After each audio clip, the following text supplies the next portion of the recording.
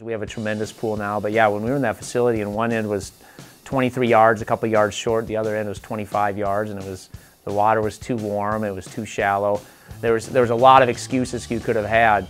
The lanes were too skinny, but in reality, that attitude and that edge really helped us. That hey, you have water, that's what we need. Let's compete, and I think it gave us a real raw kind of basic approach to competing that is still carried over.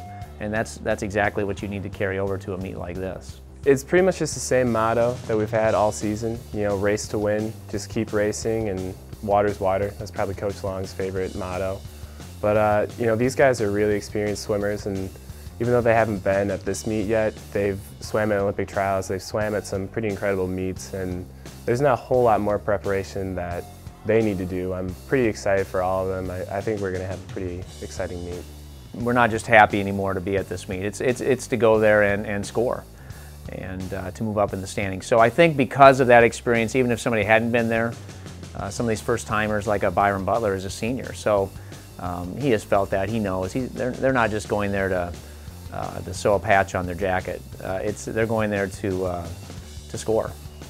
Well, 2011, the first time that we went, I think a lot of us were pretty awestruck, and it was just kind of like, you know, let's just go there and get the experience. And then last year, we had a much better meet, and we were able to really take advantage of every opportunity. And I think that the experience will allow me and the rest of the guys to just take advantage of any opportunity that we're given.